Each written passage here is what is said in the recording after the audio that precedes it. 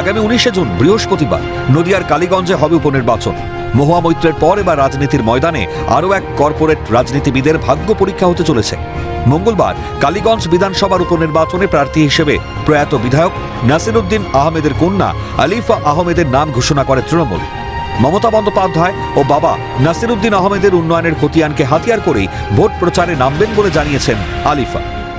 আমাদের তৃণমূল কংগ্রেস আমাদের দিদির হাত ধরে যে সমস্ত উন্নয়ন করেছে পুরো পশ্চিমবঙ্গ জুড়ে, সেই উন্নয়নকে হাতিয়ার করে আমি প্রচারে নামবো। সেই সঙ্গে সঙ্গে বাবা বিগত অনেক বছর ধরে এই কালীগঞ্জের মানুষের পাশে ছিলেন, তাদের সেবায় নিমজ্জিত ছিলেন। তো বাবার উন্নয়নগুলোকেও আমি, বাবার যে উন্নয়নগুলো ছিল সেগুলোকে হাতিয়ার করে লোকের সামনে তুলে ধরবো, যে বাবার কন্যা হিসেবে আর বাবার যে সমস্ত অসমাপ্ত কাজ এবং বাবা যেই পথে চলেছেন সেই পথেই আমি চলবো আর মানুষের পাশে থাকতে চাইবো। জোর কদমে প্রচার চালানোর পাশাপাশি শুক্রবার মনোনয়নপত্র জমা দেন আলিফা। দুপুর 1:30 নাগাদ পলাশী মোড় থেকে হুটখোলা গাড়ি চেপে দেবগ্রামের উদ্দেশ্যে রওনা দেন তিনি। সঙ্গে ছিলেন চাপড়ার বিধায়ক রুকবানুর রহমান, মন্ত্রী উজ্জ্বল বিশ্বাস, এছাড়াও অন্যান্য নেতৃত্ব এবং কয়েক হাজার কর্মী সমর্থক। বাদ্যযন্ত্র সহকারে শোভাযাত্রা এগিয়ে যায় দেবগ্রামের কালীগঞ্জ ব্লকের বিডিও অফিসের দিকে।